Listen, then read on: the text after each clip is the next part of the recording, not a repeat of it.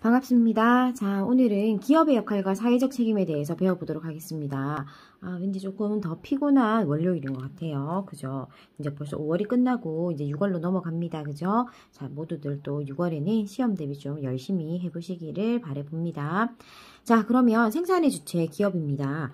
자, 기업이라고 하는 것은요, 말 그대로 이윤을 추구하는 단체다라는 것을 반드시 기억하셔야 됩니다. 기업이라는 것은 내 돈 벌려고 만든 회사다. 자, 그러면 기업이 하는 역할은 뭐냐?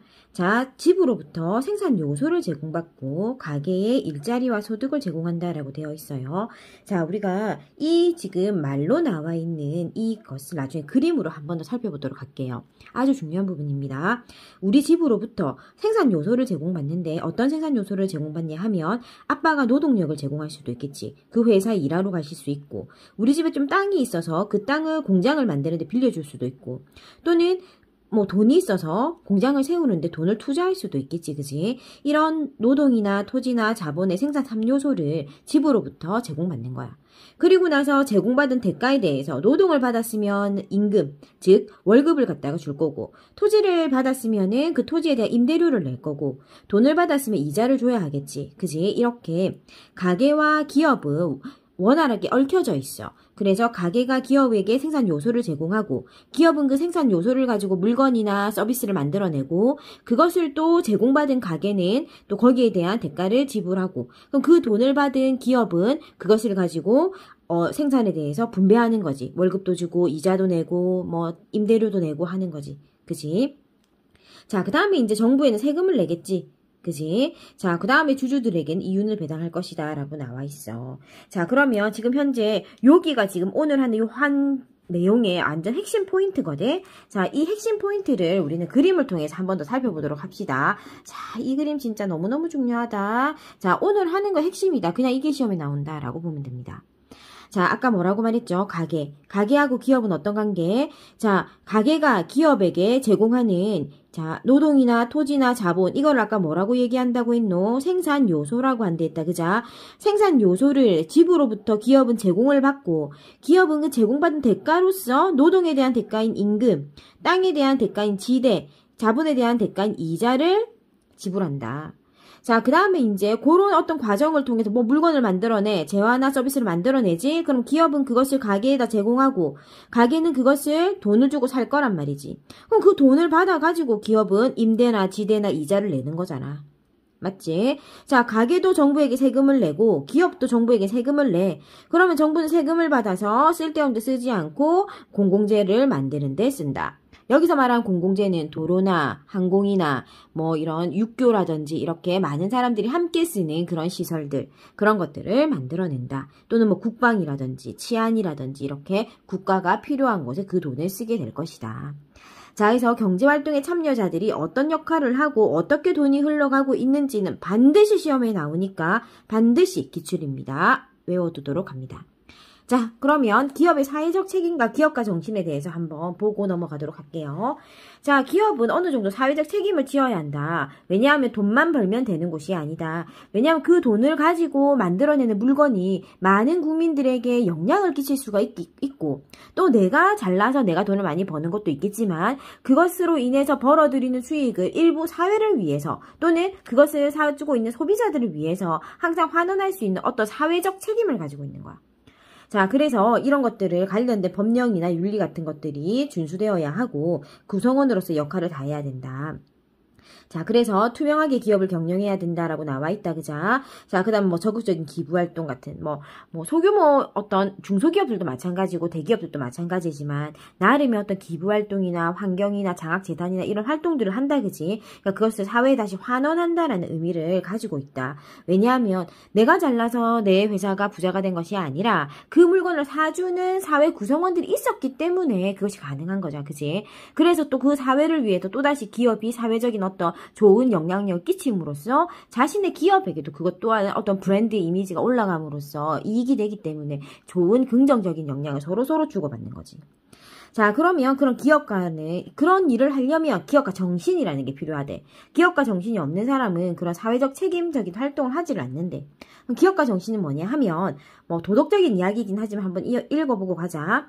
자, 기업가 정신의 핵심은 혁신이래, 혁신. 뭔가 새로운 것을 개척하려고 하는 정신. 뭔가 안주하지 않고 A라는 제품이 발매되었는데 그것이 잘 팔렸다라고 해서 그것만 계속 파는 것이 아니라 좀 더 발전된 모델, 좀 더 새로운 신모델을 계속해서 개발해서 내는 거지.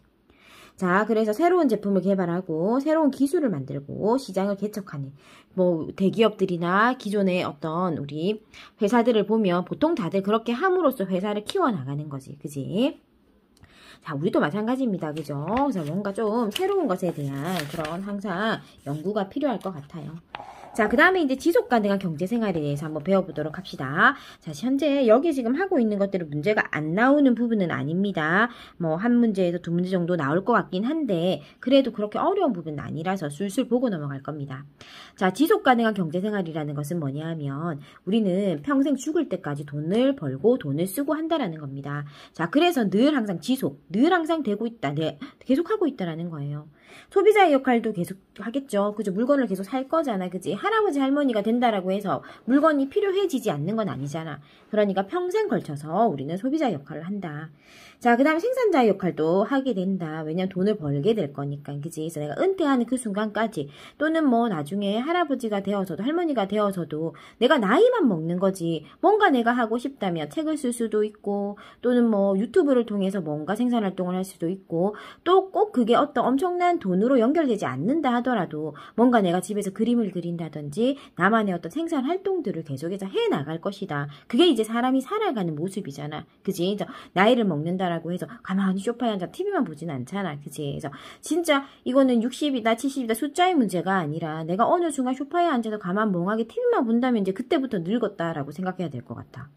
자, 그래서 90이든 100세든 뭔가 뭐 시니어스 뭐 모델이라든지 그러니까 뭔가 자신들의 생활을 해 나가시는 분들이 있으시잖아요. 그치? 그래서 꼭 그 생활을 해야 된다, 안 해야 된다. 그게 옳다, 그르다 이런 건 아니지만 어쨌든 여기서 포인트는 뭐다? 사람은 내가 굉장한 나이를 내가 평생에 걸쳐서 늙어 죽을 때까지 소비자의 역할, 생산자의 역할을 계속 한다라는 거다. 그거를 조금 어려운 말로 뭐라고 한다? 지속 가능한 경제활동이다 라고 이야기한다. 자, 그래서 계획이 필요하대. 왜냐면 돈을 왕성하게 벌 수 있는 나이는 정해져 있기 때문에 그렇게 돈을 벌었을 때 뭔가 계획적으로 생활하지 않으면 힘들어진대. 자, 그러면 어떤 시기에 어떻게 돈을 버는지 보자. 유소년기는 바로 여러분 같은 청소년기를 이야기할 거지, 그지? 그래서 뭐 초등학교 때, 청소년기 때. 그래서 청소년기 때는 중학생, 고등학생 뭐 그런 시기를 말할 거고 유소년기 때는 더 어린 시절을 얘기하면 될 거다, 그지? 그래서 뭐 별로 그렇게 뭐 소득을 뭐 할 만한 시기가 아니다, 그지? 학습을 하는 시기다, 그지? 그래서 뭔가 내가 바람직한 경제 생활이라는 건 무엇인지를 배워 나가는 시기다. 그 다음 청년기에도 마찬가지다, 그자? 청년기 같은 경우, 쌤 청소년기라고 봤네. 청년기다, 그지? 쏘리. 그래서 지금 다시 한 번 더 우리 수정하면 유소년기는 여러분처럼 이런 청소년기까지를 다 합쳐서 유소년기라고 봐야 될 것 같아. 그래서 초, 중, 고 정도. 자, 그때는 학습에 매진해야 되기 때문에 내가 앞으로 살아가면서 어떻게 바람직한 경제활동을 할 건지 또는 경제의 의미가 무엇인지에 대해서 지금처럼 배워가는 시기다라고 봐야 될 것 같고 청년기는 이제 20대부터겠지. 그치? 이제 사회에 나가서 내가 돈을 벌기 시작하는 거야. 자, 그러다 보니까 소득이 생긴다, 이제. 자, 하지만 소득도 지출도 조금은 적은 시기다라고 볼 수 있다. 장년기는 이제 40대 정도, 40대, 50대, 돈을 한참 많이 벌어들이는 시기다. 그래서 소득이 가장 증가하는 시기다. 하지만 소득이 많아지기도 하지만 또는 자녀의 양육처럼 소득이 또 더 증가하는 시기이기도 하다. 그러면서도 노후 준비까지도 해야 돼. 내가 그래서 소득을 많이 벌고는 있지만 여러 가지 쓰이는 데도 많다라는 거 알아둬야 되겠다. 자, 그 다음에 이제 노년기로 간다. 노년기가 굉장히 길어졌다, 그지? 우리가 이제 나이가 이제 점점 이렇게 고령화 시대로 갔기 때문에 그렇다, 그지? 자, 그래서 소득은 줄어들 거다. 자, 하지만 소비는 그대로 있을 수가 있어, 그지? 그렇기 때문에 장년기 때 저축을 좀 해둬야 된다라는 이야기를 하고 있는 거야. 그러기가 쉽나, 그지? 말은 누구나 그렇게 할 수 있는데, 그지? 우리가 또 그런 삶을 살기 위해서 노력해야 되겠지, 그지? 자, 그 다음에 이제 자산과 신용을 어떻게 관리할까 되어져 있다. 아, 그럼 앞에서 방금 선생님 생애주기에 따른 경제생활을 얘기했는데, 그럼 선생님 그 뭐가 포인트에 시험이 나와요? 우리가 어쨌든 중요한 거 시험에 나오냐 안 나오냐잖아, 그치? 대체적으로 이런 생애주기별 어떤 시기에 어떤 특징을 가지고 있는지는 알아두는 것이 좋겠습니다. 유소년기에는 소비는 조금씩은 있지만 소득은 없는 시기고, 청년기에는 소득과 지출이 모두 작고, 장년기에는 소득은 제일 많지만 지출도 많다. 노년기에는 소득은 줄어들지만 소비는 여전히 많은 시기이다. 이런 식의 특징들은 알아둬야 된다. 자, 그러면 이제 자산과 신용관리 한번 보자. 자, 지속가능한 소비 생활이다. 자, 평균 수명이 연장되니까 난 계속해서 소비를 해 나갈 거란 말이지. 자, 그래서 소비라는 건 평생 이루어진다. 그래서 난 소득이 필요하다. 그래서 소득을 어떻게 우리가 평생 벌 수는 없으니까 자산관리를 조금 해보자. 자, 자산이라는 의미 외워야 된다. 자산은 경제적 가치를 가진 것, 즉 돈으로 만들 수 있느냐 없느냐, 그것이 자산이다. 자, 그러면 자산을 관리한다라는 것은 내가 가지고 있는 돈을, 그 다음에 내가 얼마를 쓰는지를 고려해서 자산을 확보하고 운영하는 거라고 했는데, 쉽게 말하면 돈을 얼마나 모아둘 수 있느냐, 내가 나중에 그 모아둔 돈을 꺼내어서 쓸 수 있도록 얼만큼 돈을 모아둘 수 있느냐, 그런 것들이 자산 관리다. 자, 그러면 이제 자산을 우리가 흔하게 관리하는 종류들 한번 살펴보자. 자, 자산은 뭐라고? 현금으로 만들 수 있는 게 자산이야. 그 자산을 확보하고 운영하는 것을 관리한다라고 한댔다. 자, 그러면 자산의 종류, 예금, 가장 흔하지, 그지? 자, 통장 만드는 거. 그 다음 적금은 매달 일정한 약속된 금액을 내가 넣는 거. 주식은 요즘 많이들 하시지, 어른들이, 그지? 또 청소년들도 많이들 한다, 그지? 그래서 회사에서 발행한 주식을 내가 삼으로써 그 회사의 주주가 되는 거야. 그래서 그 회사가 성장하게 되면 주식도 그 회사의 가치만큼 오르게 되겠지. 그래서 일정 내가 투자한 만큼의 금액을 받게 될 수도 있고, 또는 그 회사만 망해서 없어진다. 그러면 이제 내가 투자한 금액이 사라질 수도 있어, 그지? 자, 이런 증서, 그 회사에서 발행한 증서를 사는 것을 주식이라고 해. 채권은 주식이랑 같은 개념인데, 주식은 개인의 회사가 발행한 거고, 채권은 정부가 발행하는 거야. 자, 특히 공공기관들이 채권을 많이 발행합니다. 그렇기 때문에 공공기관은 개인의 회사가 발행하는 주식보다는 훨씬 더 안정성은 높겠지. 하지만 수익성은 좀 떨어지겠지. 그치? 자, 그 다음 부동산은 집, 땅, 이런 거 말하겠죠. 그죠? 이런 것들에 투자를 해가지고 우리가 뭐 집값이 오르면 그만큼의 어떤 차익을 노릴 수 있다. 그런 것들을 부동산이라고 해요. 자, 그래서 일단 자산이라고 말하는 건 예금, 적금, 주식, 채권, 부동산 이런 게 있구나. 이런 것들이 돈이 되는 것들이구나 하는 것들을 알아두고 가야 되겠어요. 자, 그러면 자산의 특징을 한번 보도록 하겠습니다. 자, 자산의 특징은요. 일단 안정성이 뒷받침되어야 한대요. 안정성이라는 건 투자의 원금. 내가 100만 원을 투자했으면 원금이 손실되지 않아야 돼요. 그럼 아까 우리가 공부했던 것 중에서 예금하고 적금은 안정성이 굉장히 높겠죠. 왜냐하면 내가 그냥 돈을 따박따박 저축한 만큼 그 저축한 금액을 내가 나중에 찾았을 수 있어요. 그게 내가 100만 원 넣는데 갑자기 1000만 원을 푼다든지 그런 일이 있을 수가 없지. 예금과 적금은 안정성이 굉장히 높아. 그지?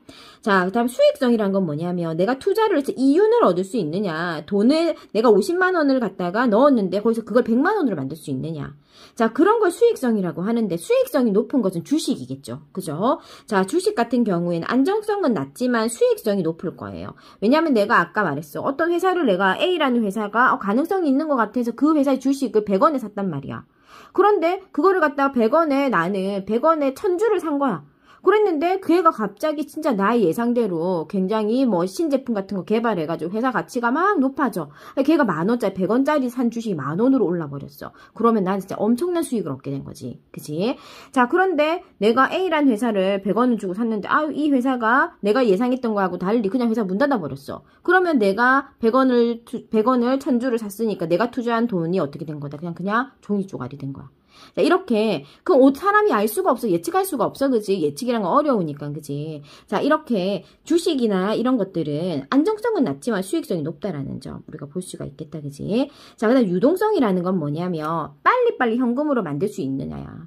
자, 예금하고 적금은 유동성이 높지. 그치? 예금은 내가 지금 당장이라도 현금카드 들고 은행에 가서 기계 가지고 뽑을 수 있어. 바로바로 할 수 있어. 유동성이 좋아. 하지만 부동산 같은 경우는 집이라거나 땅이라거나 이런 부동산은 팔고 사는데 일정한 절차가 따르기 때문에 뭐 길게는 한 달, 6개월 이렇게 뭔가에 좀 시간이 걸린다. 그래서 현금으로 만드는데 시간이 걸리기 때문에 유동성이 낮다라고 이야기하는 거야. 유동성, 움직임이 조금 덜하다. 현금이나 뭐 예금이나 적금 같은 거 바로 깨서 그냥 내가 현금을 만들 수 있잖아. 그런 것들은 유동성이 높다. 이렇게 표현하게 되겠습니다. 자, 그래서 그런 거 우리가 한번 생각해 볼 수 있겠어요. 자, 그 다음 신용이라는 건 뭐냐면요. 사람이 내가 돈을 지불할 수 있는 경제적 능력이 있느냐야. 지불 능력이 있느냐. 자, 그래서 그런 걸 신용이라고 합니다. 자, 그래서 나중에 뭐 지불 능력을 고려하지 않고 연체 같은 걸 하게 되면 신용이 조금 낮아진다 이런 말들 나옵니다. 그죠? 그래서 여러분이 이제 사회생활을 하러 나가게 되면 이제 뭐 그런 신용, 이 사람은 신용이 좋다, 좋지 않다 이런 것들을 뭐 은행이라든지 또는 경제적인 어떤 그런 기관으로부터 평가를 받게 되어 있습니다. 자, 또 나중에 또 그런 제도들이 어떻게 바뀔지는 모르겠지만 현재까지는 그렇습니다. 그래서 어쨌든 우리는 신용이라는 개념을 알아주세요. 경제적 지불 능력, 그것이 신용이구나 이렇게. 자, 그러면 우리 요거 자료 하나만 보고 오늘 마치도록 할게요. 생애 주기에 따른 수입과 지출되어져 있는데 아까 유소년기처럼 지금 보면은 수입도 지출도 모두 다 낮아요. 그리고 청년기를 지나면서 우리가 청년기 때 이제 슬슬 소득을 조금씩 벌기 시작한다, 그지? 자, 그러다가 장년기 때 되면은 자, 수입이 확 늘어나. 그지? 확 늘어났다가 노년기 되면 자, 지출은 계속해서 이제 이루어지고 있습니다. 그죠? 자, 이렇게 우리가 오늘 지속가능한 경제생활까지 해서 경제생활과 선택이라고 하는 3단원을 모두 마무리 지었고요. 다음 시간에는 좀 더 경제에 관련된 뭐 수요라든 공급이라든지 조금 직접적인 경제 원칙들 배워보도록 하겠습니다. 자, 그러면 우리는 다음 시간에 다시 만날 수 있도록 할게요.